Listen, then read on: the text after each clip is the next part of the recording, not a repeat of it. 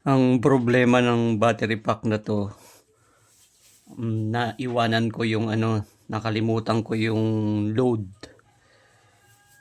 na 120 watts. Na-drain siya.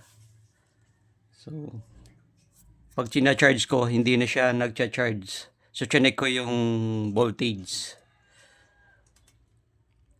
At ito nga yung ano, yung voltage niya. So, from 12 volts naging 2.1 or 2.04 volts na lang. So, hindi tinatanggap ng pag china-charge na ko siya, hindi tinatanggap ng ano, binablock ng BMS yung charging. So, ang gagawin ko, kakalasin ko muna lahat. Tapos, i-charge ko ng isa-isa para mabuhay uli. So, i-charge ko siya na up to 12 volts ulit. Tsaka ko ikakabit yung BMS. Tsaka ko bubuuin, ikakabit yung BMS. Tsaka ko i-charge uli. So, sa video na ito, ipapakita ko kung paano ko gagawin yon.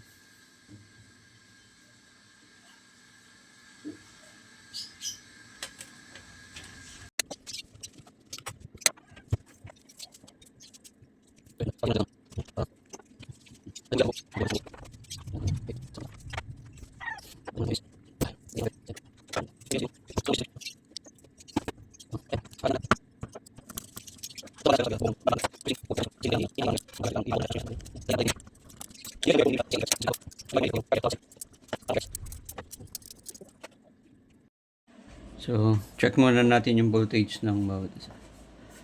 Ayan. So, 2.94.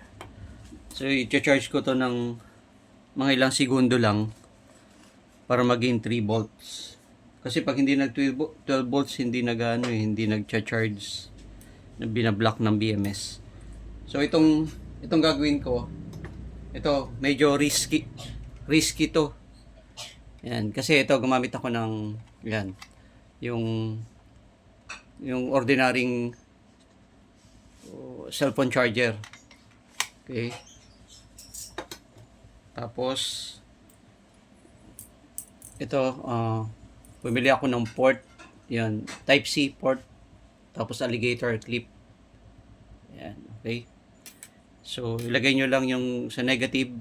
Yan, negative. Tapos mamaya i-connect natin sa positive. So, ito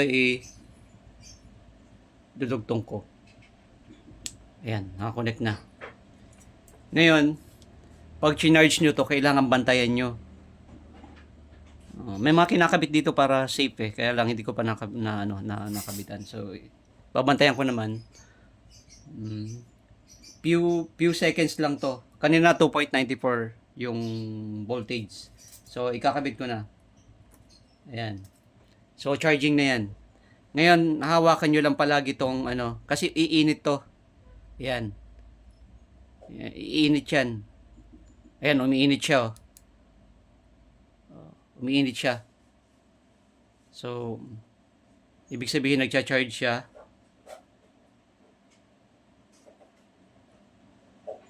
Ayan. Segundo lang to. Ayan, umiinit niya. Okay. So, tanggalin ko na. Ayan, check natin yung voltage ulit. Negative, positive. So, ayan nag 3 volts na siya. Ibig sabihin, na dagdagan na. Okay. Ganun lang nga gagawin nyo. I-charge nyo isa-isa. Risky nga lang ito kailangan bantayan nyo talaga kasi madaling uminit, magkukos na sunog to at saka maglulobo battery nyo or kapag nag-exceed doon sa capacity niya, ibig sabihin doon sa niya sa voltage niya talaga na 3.2, kailangan hindi mag-exceed doon or 3.3 ganun. So, kailangan ko lang dito mga 3.1 or ano. So, pwede na yun. Okay. So, gawin nyo to sa lahat ng, gagawin ko to sa lahat ng ano, sa lahat ng ito, cells.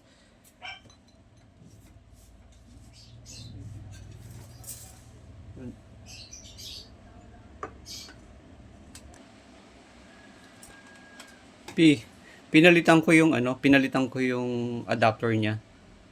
Ayan, ng mas mababang capacity, mas mababang ano, wattage. Ito kasi 67 wattage siya. Ito, ang bilis uminit. So, ayan, pinalitan ko siya. Ngayon, hindi siya agad umiinit pero nagcha-charge siya. Ayan, subukan natin tong isa. Ayan, measure muna natin yung 2.94. 2.94. So, i-charge ko ngayon. Ayan. Charge natin. Ito lang yung alam kong paraan para mabuhay ko uli yung ano, yung charging niya.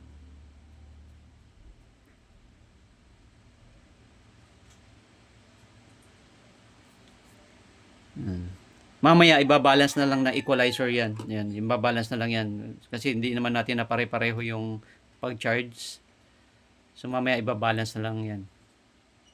Yung kagandahan pag may BMS, meron na rin kasi equalizer yan.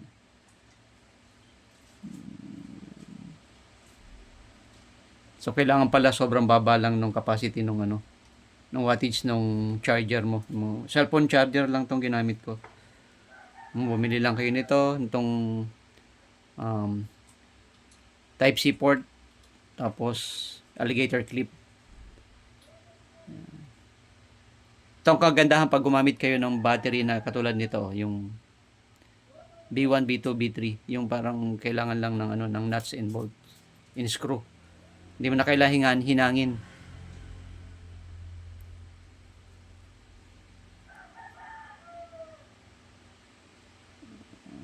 Okay. Less than 1 minute lang yan.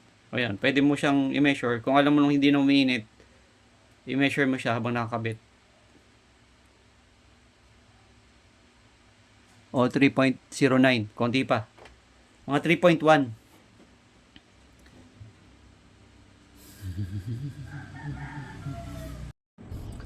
Okay, sa wakas, natapos rin ng charging. So mahirap pala pag nadidrain. Ang tagal mag-charge kasi isa-isa eh. Ngayon bubuin ko na to, ibabalik ko na sa dati. Tingnan natin kung magcha-charge na using BMS. Okay.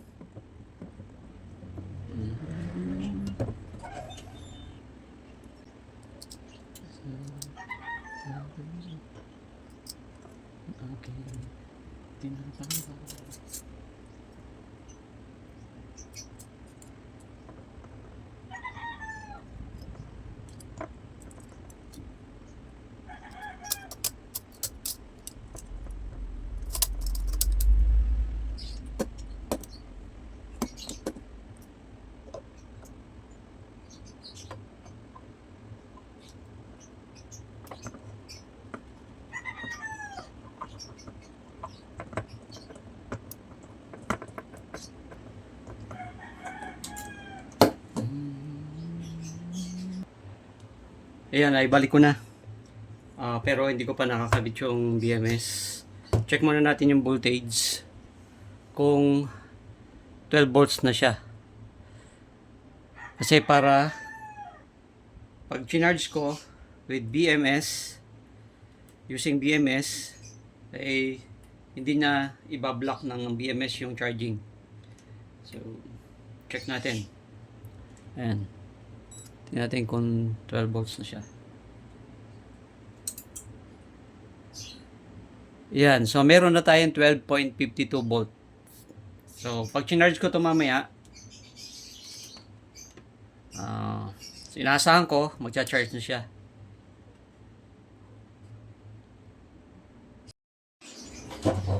Yan, ikabit ko na yung BMS. Check natin yung voltage kung kanina below 12 eh. So 12.52. So, yun yung voltage 12.52 na ngayon. Ayan, 12.52. Ayan, 12.52. Okay. So, pwede na itong mag-charge. Subukan natin. Ikabit ko muna yung ano. Hirap magkalas eh. Kabit ko muna tong ito.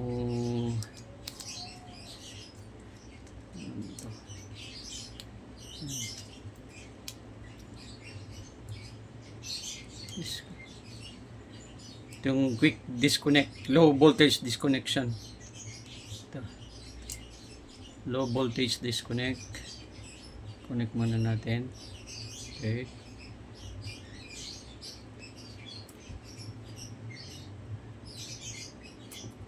Ito yung cut off ng ano. Kapag na-reach niya yung low level ng voltage, magka-cut siya ng charging. Pero yung load tuloy-tuloy. Yun ang nangyari kanina kagabi. Yung load ko. Tuloy-tuloy.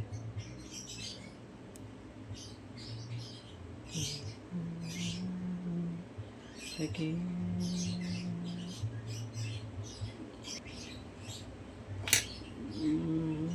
Positive. So, connect lang natin to dito.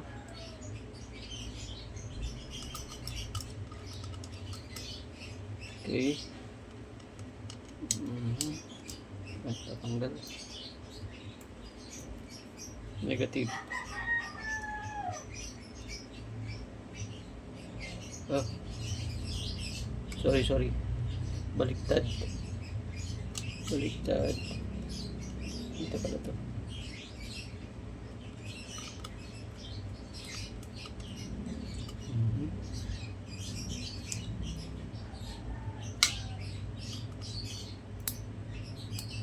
Ayan na. So, nakita nyo, umilaw na siya. Ayan o, 12.4. So, ilalagay na natin tong kanina walang ilaw yan eh.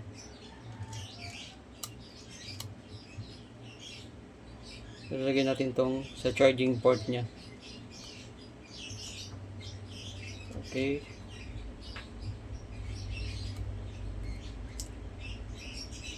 Pag dumating yung in-order ko na switch, yung switch off, automatic switch off, lalagyan ko to. Para sa load naman yun. Kapag na-reach niya na yung level ng biglang magka-cut off na yung yung switch off na yung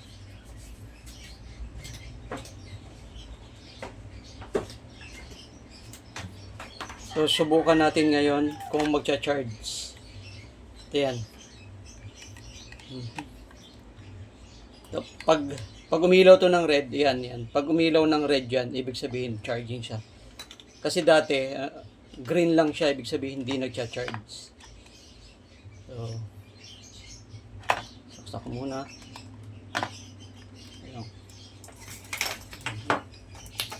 Ayan. Okay. Ayan, kita nyo kulay green. Ayan. Kung nakita niya, pansin nyo kulay green. Ngayon, ipa-plug ko dito sa port niya. Dito. Natin kung magcha-charge siya. So, yun, nag-red siya. Ibig sabihin, charging na ngayon.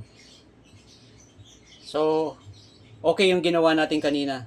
Kaya lang tulad ng sinabi ko kanina, ulitin ko lang, risky yung ganon. Kailangan yung bantayan yung pagcha-charge nyo. Kasi few minutes lang, ma-charge na yung bawat cell ng battery. So, pag na-overcharge kasi yung pwedeng lumobo yung battery nyo, pwedeng mag-explode or mag-cause ng ano ba yun? Kasi mag-overheat yun eh. So, masusunog yung wire.